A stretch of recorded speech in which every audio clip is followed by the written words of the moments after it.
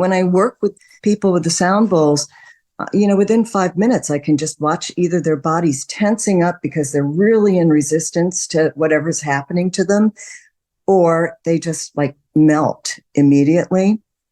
And the ones that tense up, it's a really interesting thing to see if they can let it go or not. Sometimes they can't. Hello, everyone. It's Christine Marie Mason, your host for the Rose Woman podcast, where every week we attempt to bring you something that will create a little bit more opening or expansion in the mind, body, and spirit. Maybe make you go, huh? Combine a little science, a little embodiment, a little spirituality to help us all move toward a little more liberation. So I'm very excited to do today's episode. It's on a topic that's near and dear to my heart, group ecstasy, which is to say those states of expanded consciousness or altered states of consciousness we reach when we're in the company of other people. In fact, that can only be reached in the company of other people. Dancing together, singing together, playing in various ways, tantric sexuality, working in a rhythm. Sports teams even have this phenomenon where we get a kind of collective entrainment that changes our neurobiology and changes our feeling. So this first episode is about singing together.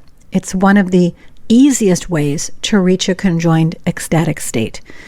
I can remember one time I used to sing high soprano, now I'm singing more mezzo, and I was at the far end of the array of this large group of people. And at the far end, on the other side away from me, was a man, maybe in his mid-70s, who was singing with a deep basso profundo. And at one moment, he was sounding his note, and me on the other side of the stage, I was sounding mine. And I could feel those two notes merge into one, and then the entire sound of the group merged into one, and all of a sudden we were one body. I remember that as one of the early peak states, singing with other people. In my 2021 book, The 9 Gifts, a first aid kit for mind, body, and spirit, I have a whole chapter devoted to the gift of music. The gift of music, and there's interviews with solfeggio frequency artist Tim Van Diest, an interview with Marissa Lai on deep listening between the notes, on music's healing power, on its ability to help our frozen emotions flow, how it can alleviate suffering, how it impacts the corpus callosum in the brain. We talk in there about developing polyphonic awareness. There's an interview with Anandra George, a wonderful sound and mantra artist, on the healing power of voice. There's a section on the healing power of percussion. In that book I write, we all know that doing things with others, whether playing soccer or having a great game of charades, makes us feel good. It turns out that singing as part of a group around a campfire or as part of a choir has real benefits as well. Research during the past decade has shown that being part of a choral group can calm the heart, alleviate stress and depression, help improve symptoms of Parkinson's and respiratory disease, and increase life expectancies. It's not surprising, because being an active part of a community alone is enormously important to most human beings. Add to that deep intentional breathing and the extended use of the vocal cords, and you have a homespun recipe for longevity. Group singing has likely been a keystone of human civilization for thousands of years. It may be as old as music itself. Bone flutes found in caves in France date back 40,000 years, and the human voice used for chanting and singing is an even older instrument. You can read more about the gift of music as well as the other 8 gifts. Actually, there's a bonus gift, the gift of stillness, which is at the end in that book, which is available at rosewoman.com. Okay, back to this episode. As I said before, various cultural and spiritual practices have long utilized music to induce ecstatic experiences. Whether it's religious rituals, shamanic ceremonies, ecstatic dance traditions that incorporate rhythmic music, they all induce kind of an altered state of consciousness and facilitate a sense of unity or transcendence or connection with, dare I say it, the divine. There's an older book that Oliver Sacks, a renowned neurologist and author who is known for his investigations into unusual neurological conditions and the human capacity for resilience, wrote, he was not a musicologist per se, but he made significant contributions to our understanding of how the brain interacts with and responds to music individually. He wrote the book Musicophilia, Tales of Music in the Brain, and in there's a bunch of important findings. One is how music plays on memory. It can trigger very powerful recollections that other stimuli cannot. You see some pretty amazing stories of what happens with Alzheimer's disease and other forms of dementia when a song is played and how it sort of opens up a gateway to accessing old memories. He also focused on what happens when you do movement, like music's interplay with movement, particularly with people who had Parkinson's disease. I know people who can barely walk around with Parkinson's, but you bring them into a dance floor and you put the music on, and it accesses a whole nother place where they can move their limbs in kind of a new old way. Music can restore a sense of self, he found. He also looks at things like musical perception, earworms, that songs that get stuck in one's head and where that resides in the brain.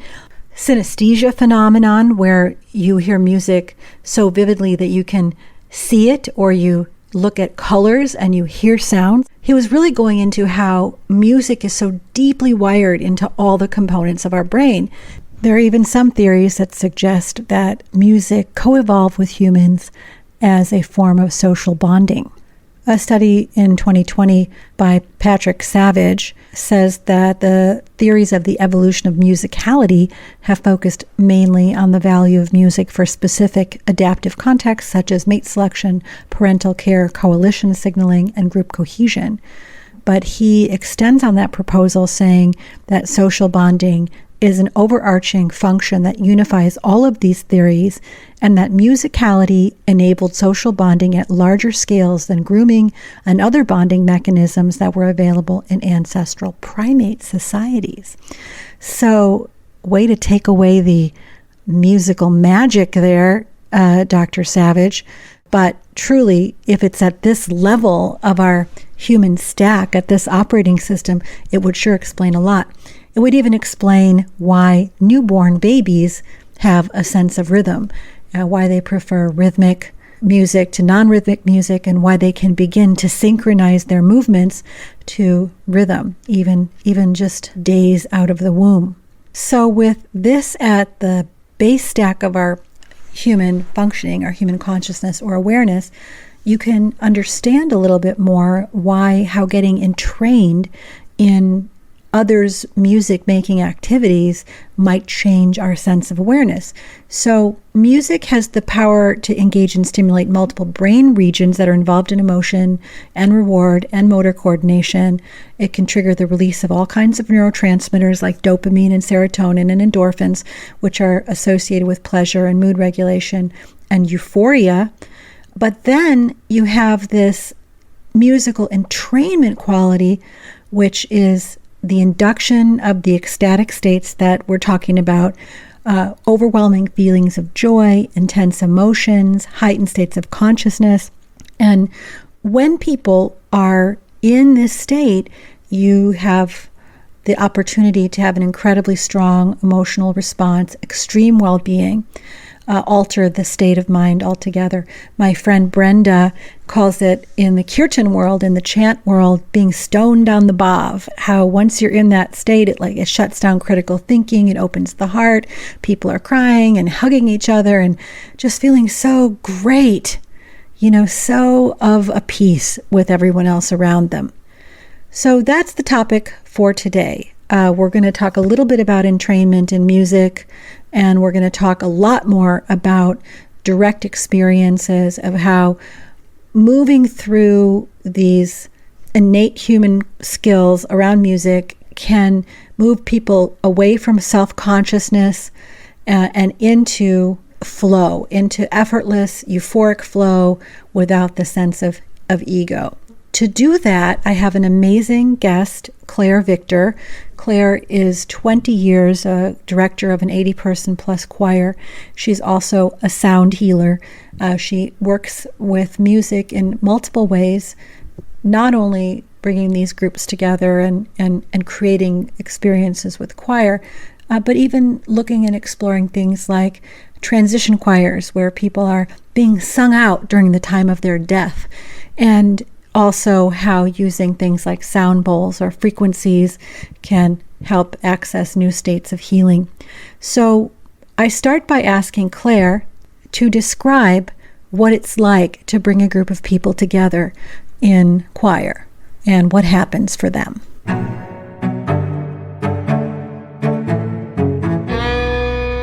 If you look through the ages, it's like, what was music? Music was tribal. It was used to bring people together. They'd been working really hard or hunting and gathering. And then the music was used as a joining point to say, okay, we're going to just like rest now and experience something together that's not hard.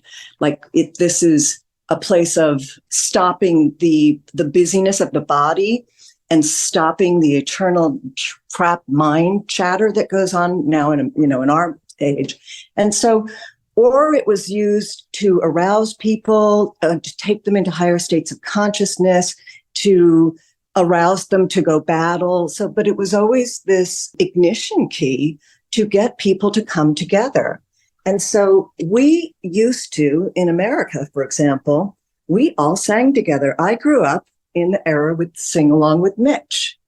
I grew up in the era where it wasn't these superstars. The song was the thing. So if a song came out by Cole Porter, Night and Day, every single famous artist recorded it. And every person got to hear that song. Even if they didn't like Frank Sinatra, Nancy Jones was going to sing it, or Joan Baez, really, it was like the song was the thing. And so we were more connected. And then MTV hit and everybody had to be perfect and people stopped being called into singing. And I think we lost an intrinsic part of our soul as a tribe in this nation. So the people that call people together, whether it's in kirtan or church music or heavy metal, whatever it is that speaks to these small groups, I think we're all looking for a place to stabilize and ground, to know that we belong. I'm not going to get too into this, but if you get into the chakra systems, the root chakra is about being safe, belonging, know that you're worthy, being able to fit in. And we're all so erratically different and so interestingly different these days that we tend to look at our differences. And so what music does is it levels the playing field. So when we find music or spaces that we like to sing in, what literally happens in choir, for example, people come in and their brains are going, oh my God, I forgot this. I didn't memorize, I have to do this tomorrow. Why am I in choir? And they're in their beta state of consciousness and it's out of control most of the time. So they come in, they're dropping stuff, they're, restless. So the gathering time was kind of just calling them into presence, whether I used heart math or whether I used a series of oming, but it was really calling them back into their bodies, because when our mind is going, we lose our bodies, we step out of our bodies. And we become defensive and we become resistant to the outside. We don't let things in because we're so protected. We don't feel safe. The second chakra is about how to connect with people and how to be the soft, divine feminine and allow things to come to you.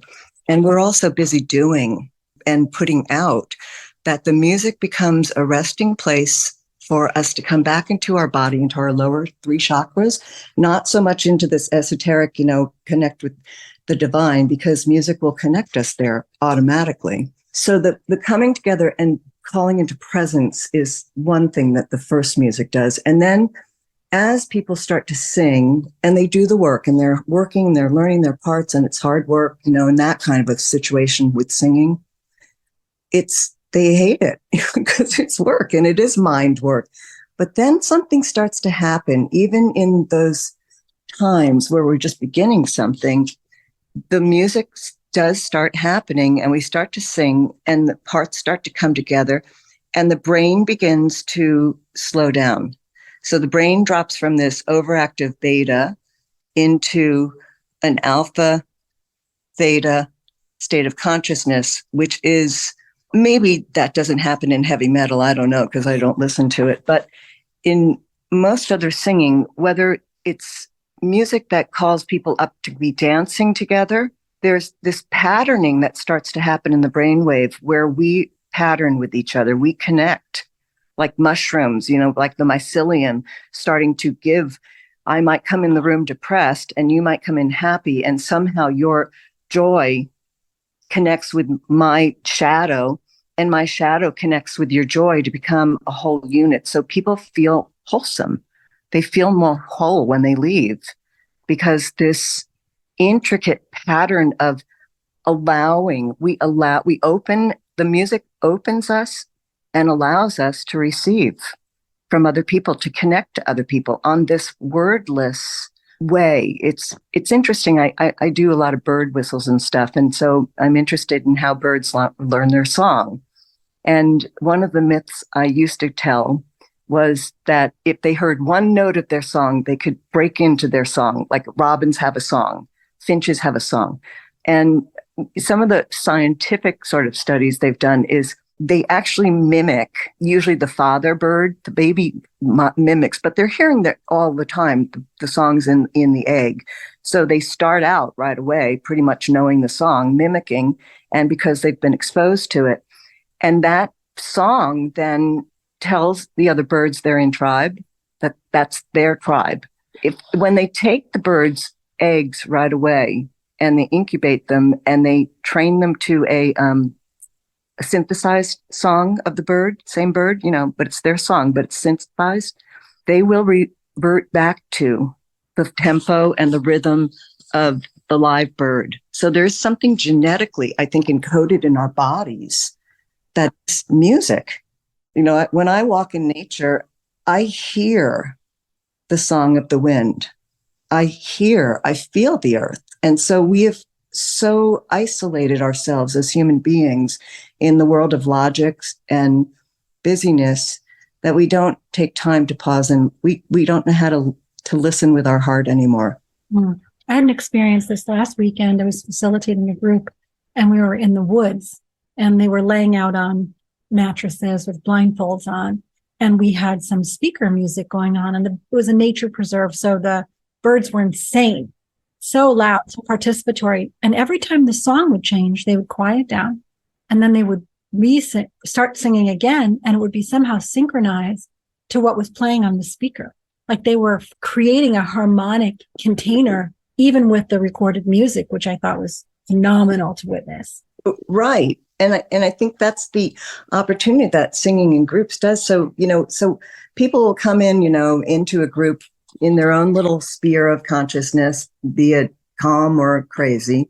And by the end of the night, there's something magical that has happened where all our brain waves have sunk into a different pattern that's still ours, but it's a healthier pattern. It's the pattern we go to when we dream. It's the pattern we go to when we sleep or meditate. And yet we're fully awake. We could talk a little bit about like the group formation that happens. Like when you get a new class, like a new group of people, how long does it take before they're comfortable enough with one another? Like, can you tell me about the process of it going from a collection of isolated individuals to a group over time? I feel like I got a good sense of what happens as people arrive into a rehearsal or into a practice on a normal day, but I'm kind of assuming that's when they've already gotten to know each other.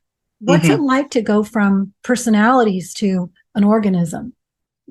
Establishing rapport is always an interesting thing. I used to, when I was early on in my teaching and practice of calling people together with music and art, I used to have to think myself through it, and I took class notes and, I'd have icebreaker exercises and stuff. And I've learned to just trust to be able to read the room. And what that means is I have to be in a place as a facilitator to be grounded and yet open and pay attention and witness people and see, you can kind of start to notice who's going to be shy and who's going to be the look at me. And so it's important to become sort of an entity to them that they can trust. And so whether you do that by singing or opening with a song or doing something right away that engages them and brings them out of their mind, or whether you start with jokes, oftentimes speakers will start with jokes or something, or ways of telling them who you are. I prefer to do it without talking about myself necessarily, because that invites them to participate and doesn't put me so much on a pedestal, which can sometimes happen, tell me what to do, instead of the invitation to create something together. But it's really about being so authentically yourself and being so present myself that when I sing, I think I actually become transparent.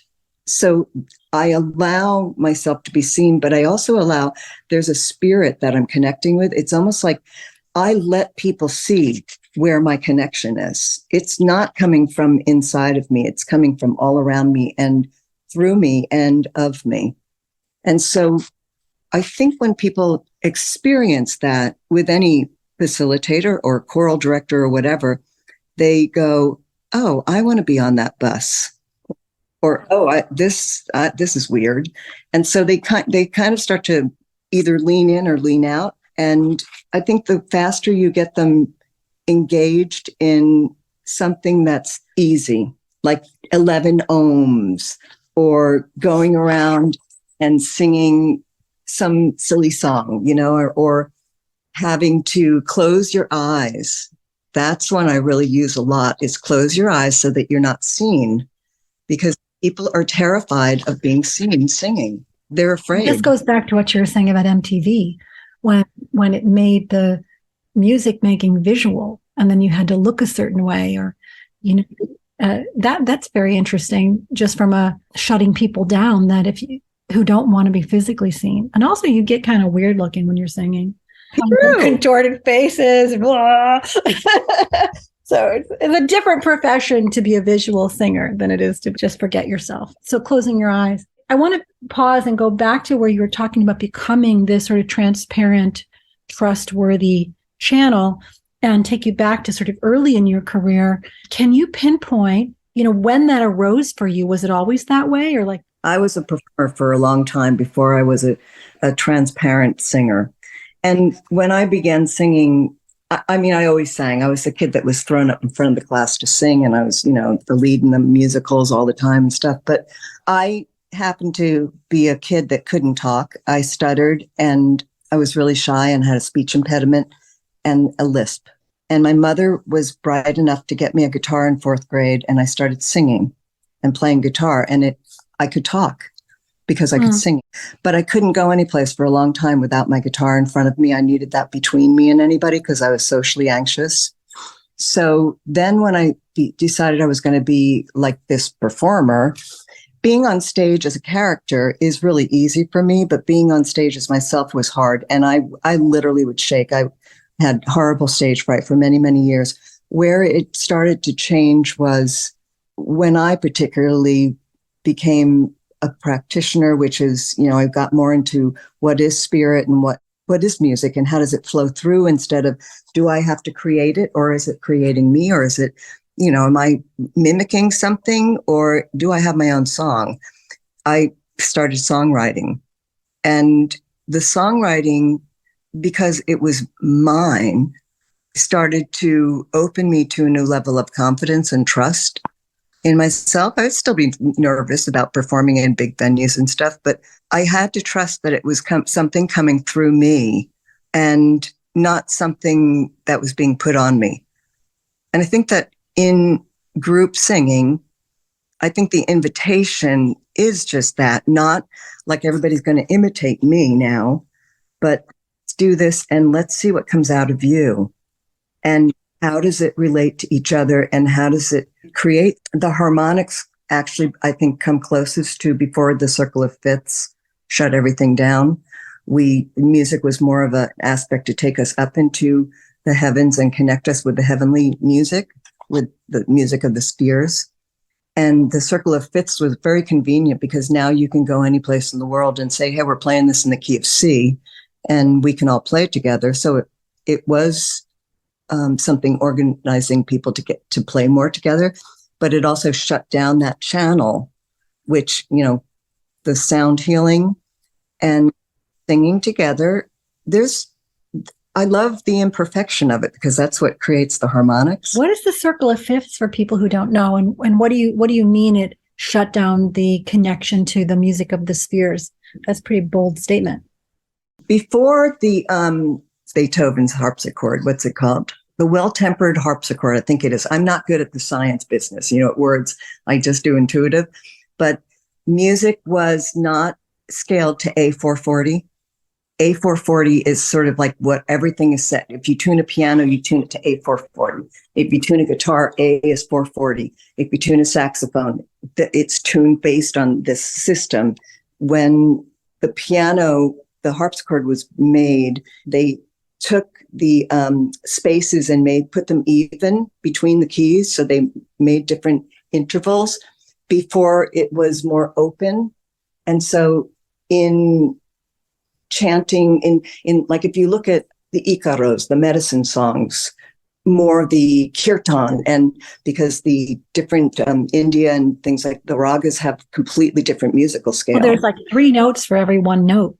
Right. So they create more dissonance and more allowance for the set not to be even tempered the way that our American music is tempered too.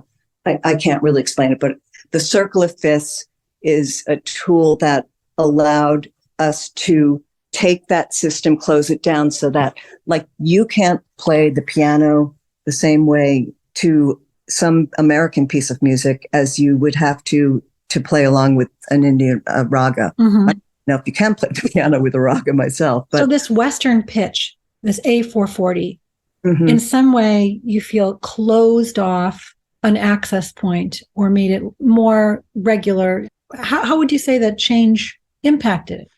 I think that every person has their own music in them, and we can all learn a song together, but we all have to be a little bit different because we're all a little different.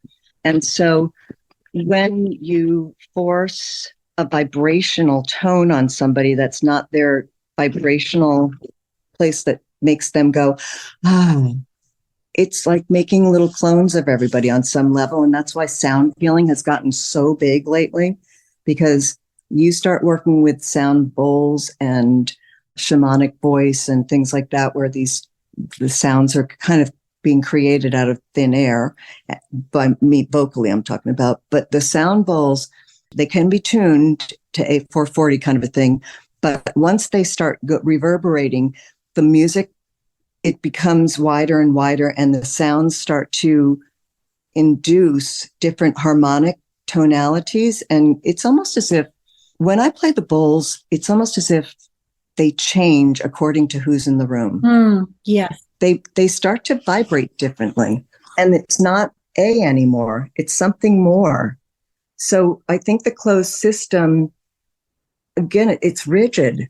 And I think that part of our problem is with people is we're just so rigid all the time and defensive, like I said in the beginning, that the music is such a tool to soften us. Let's talk a little bit about medicine songs and things like Icaros or shamanic singing. What do you know about that? When you're working in that field of consciousness, it's so intuitive, and it becomes more, I don't have any other word for it except shamanic, in terms of they do hear the plants. I mean, I work with plant medicine, and you can talk to the plants. The plants talk to you, like when you get into, for example, how did people know how to make ayahuasca? And it's, a combination of 2 different plants, and there's thousands and millions of plants in the Amazon, and it's like the plants told them. So what are they singing is the question. What are the Icaros? Where did they even come from, and why? And I think that my sense of it is they are medicine, And the medicine comes from the earth and the river and they're elemental. I'm very elemental, and I really believe that if people could tune into the elements more and learn about them more and really what they are, that's what I think music has an opportunity to give us. Because when we release into music, we lose our mind. And I don't know if this is true or not, but in Egypt, the whole Egyptian mythology with the pharaoh, when he dies, they take out his organs. One of the gods takes his organs out and cleanses them and puts them in jars with herbs so that he has his organs when he's reborn the next day. Except they take the brain, they suck it out, and they throw it away because it's no good. They don't need it. So I think that's funny. Very funny. Do you think it's because you get a new brain, you get in your new incarnation, you get new memories, or or is it a broader concept of consciousness? I think it's a broader concept of consciousness. It's the pharaoh and it's the all-knowing kind of a thing. Why do you need to think? If you know everything, why do you need to think? So music somehow turns the brain off, and not turns it off. It turns off that busy, and it opens other channels. It's the only thing that lights up all areas of our brain at once.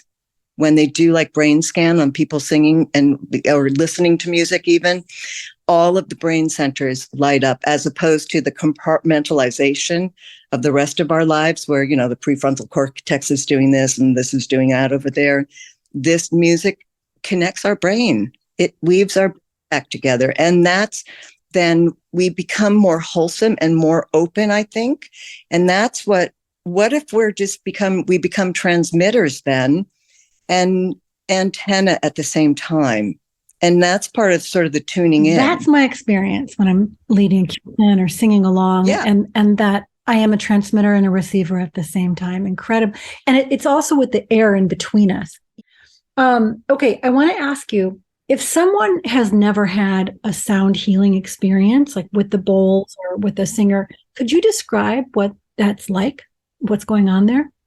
Like if I was walking into a ceremony for the first time or a sound healing for the first time, what might I expect?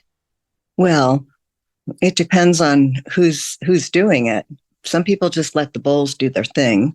And because the bowls will take people, because of the nature of the sound and the resonance and the field it creates in a room, it will take you with it. And I think we respond to it because the bowls are, made of quartz crystal, and that's been set in a formation to create, this is A, this is G, whatever.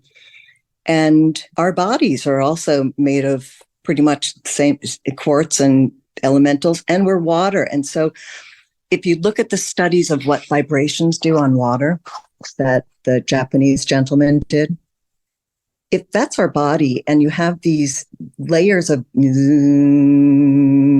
going on, the water in our bodies, I think, is forming beautiful things.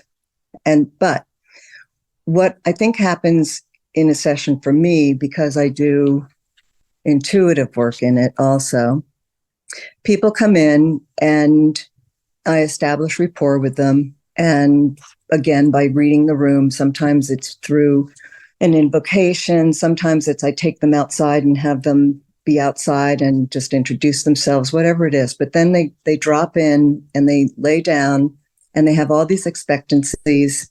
And then the sound starts. And I don't use just crystal bowls. I use a lot of different weird tools and whatnot. But the frequency starts to take them into the potential of taking them into a lucid state of consciousness where they're in a delta, theta sort of space, and they are in, I call it shamanic journeying. They take off, they go visit ancestors, they go, or they call them into the room. The energies come into the room, they connect up because the sound somehow opens them. I couldn't explain it to you scientifically to save my life. Every sound is different to every person.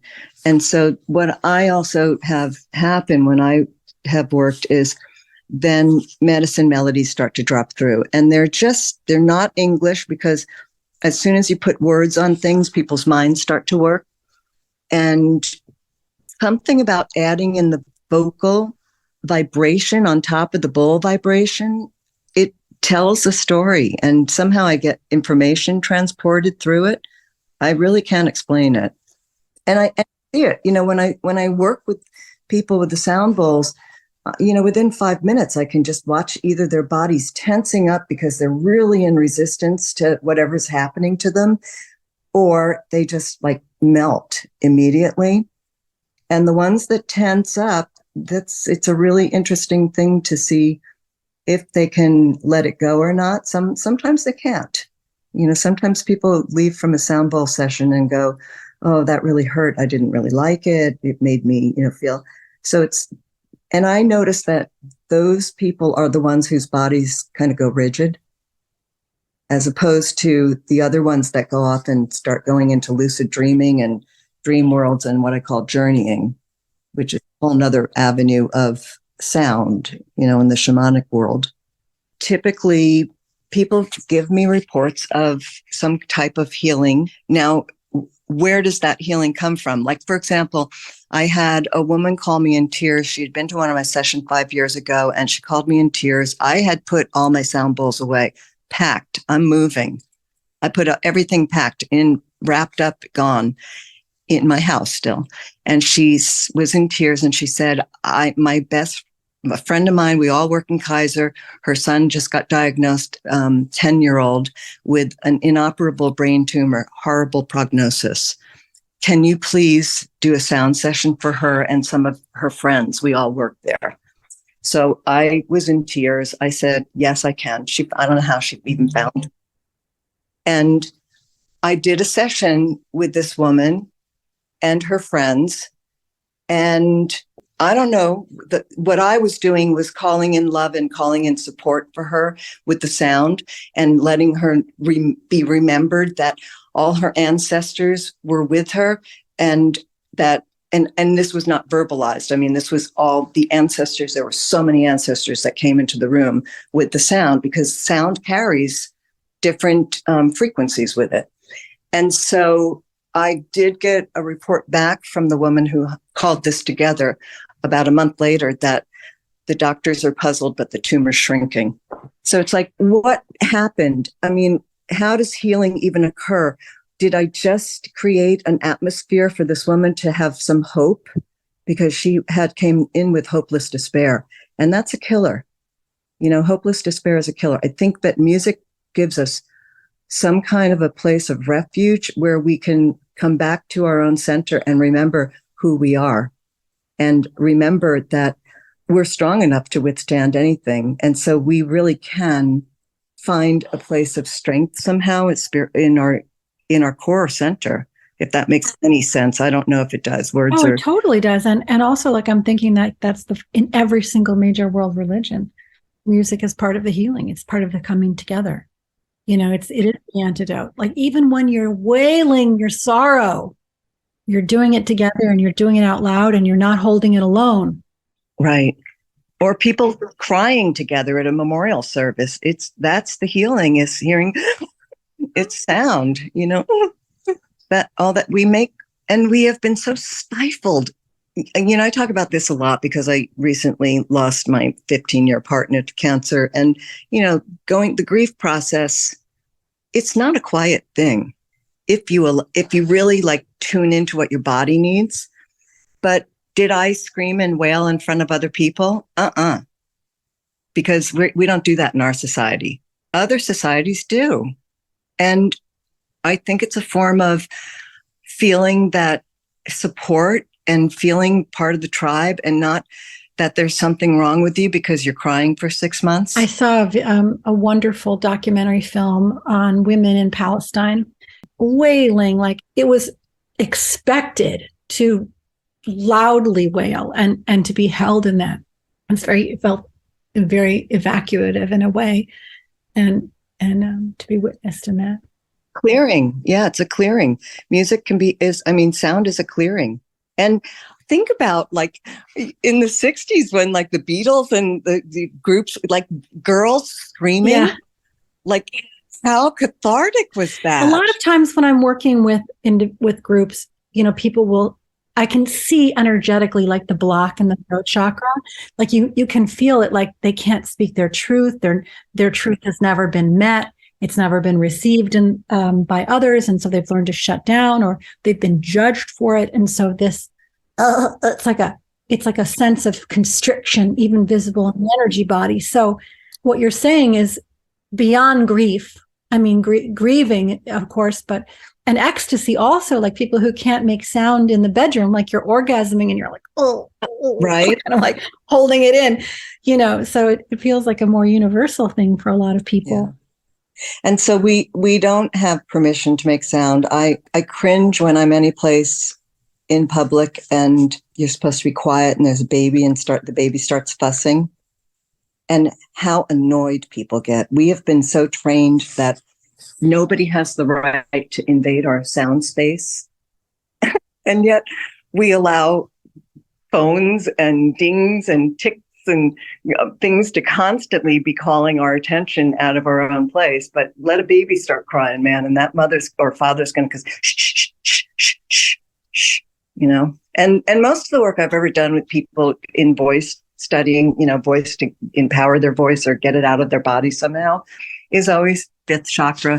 And they've always been told to stop singing, or stop crying, and I'll give you something to cry about, because when you cry, you make noise. And it's hard for people to receive. For parents, some kind of parents can't receive that.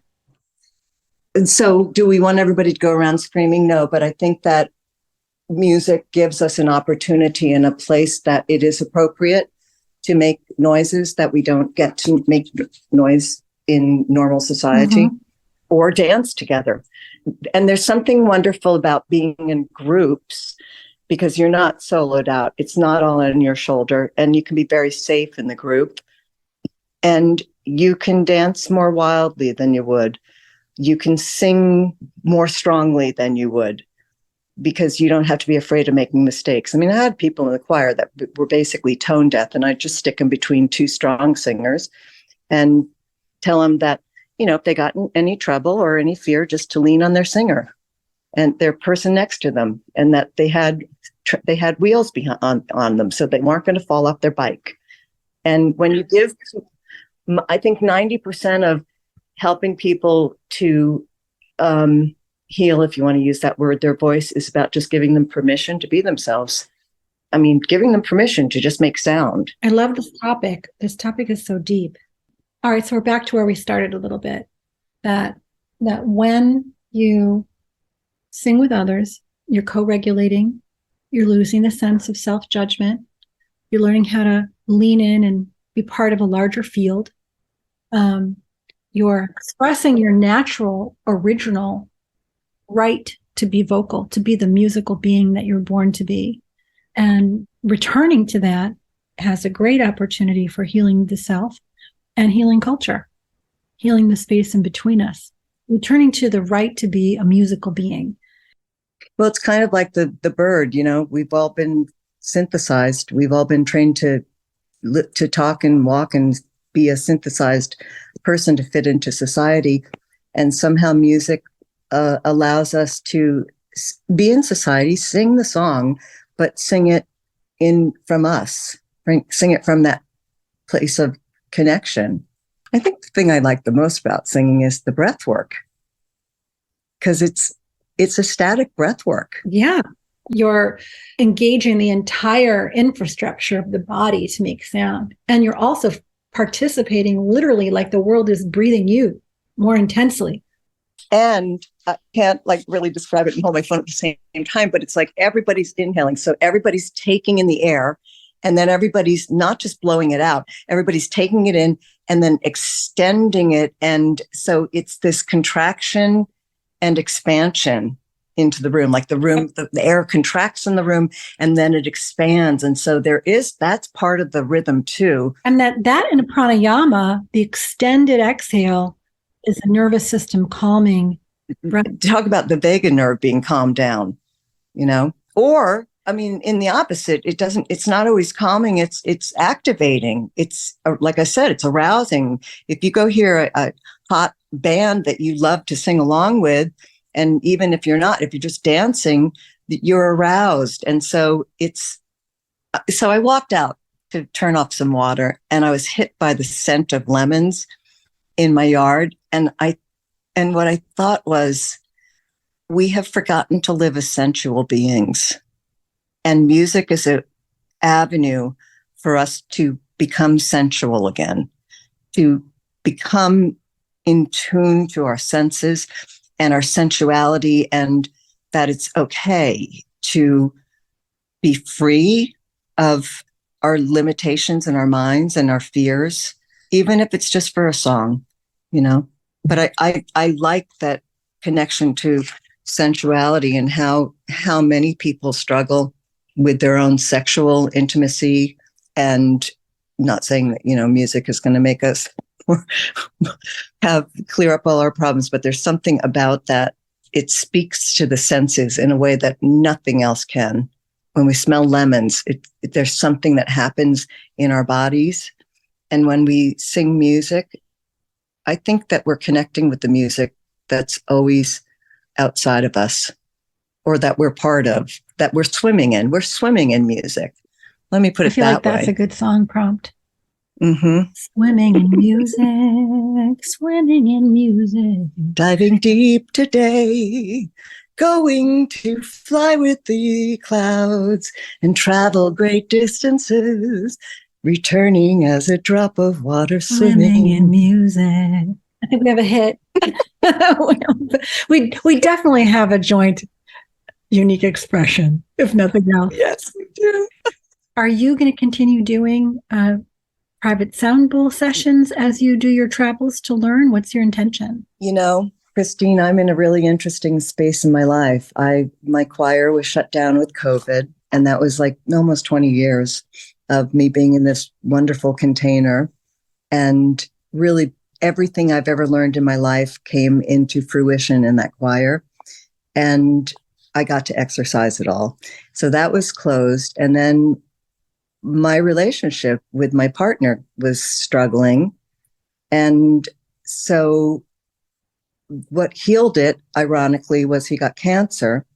And so I had to make the decision to stay or heal the relationship. And I stayed, and we came back together again. So I lost my work, but more like my soul work. Then I was losing my partner relationship, my emotional stability. And then he got cancer, and then he died. And he was really my stable ground person, because I have a very neurologically interesting brain, and it helps me to have people around me who are grounded. So he was that. So I kind of lost that. Then I have to sell my home, and it includes my studio where I do all my work. So I'm pretty much giving up most of the things that I've ever relied on for my identity in my life.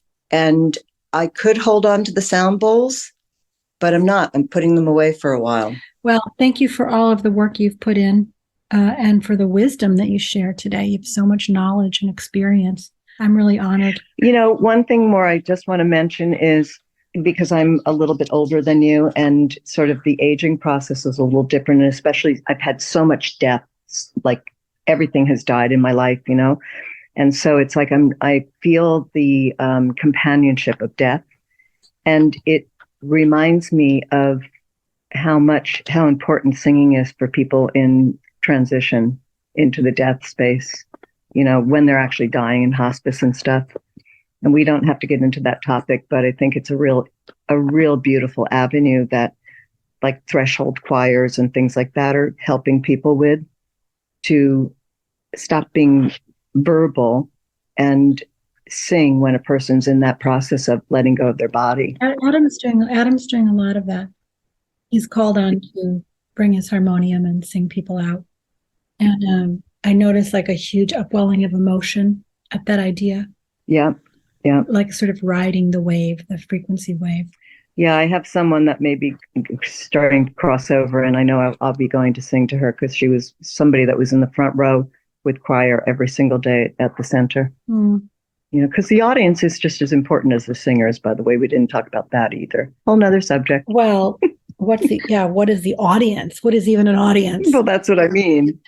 The people the listeners, the receivers. Yeah, the quality of attention that the audience brings and how they're showing up is like an energetic circuit. Yeah. If you've got an engaged audience who's really paying attention, whoa, man. Right. And I mean, the whole room would be like rolling, Rolling. Pulsing. It was so beautiful. Rolling. We'll dedicate it to Tina.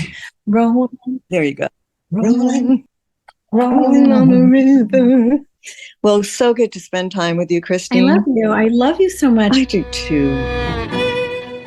Okay, now we're winding this thing down, but I was still left with some questions about A440 pitch. And so here's a little research on that just to fill it in.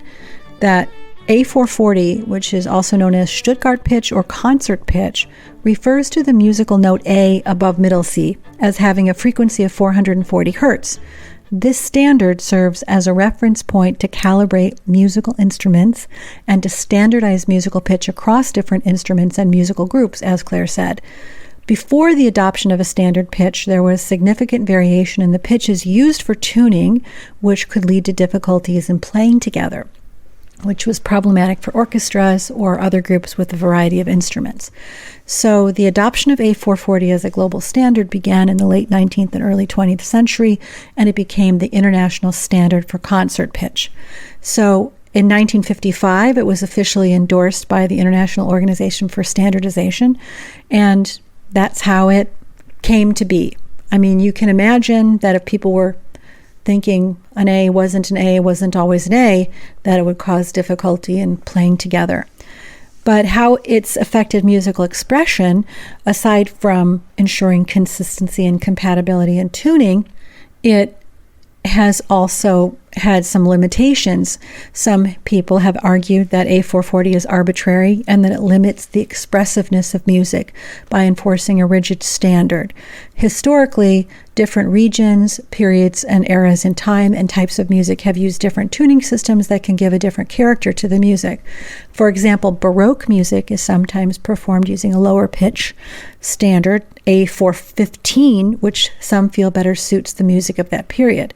There's also some discussion on pitch and emotional impact, that different pitches can reportedly create different emotional or physical responses in listeners, so that the enforcement of A440 as a standard may limit the exploration of these different responses, which is in line with what Claire said.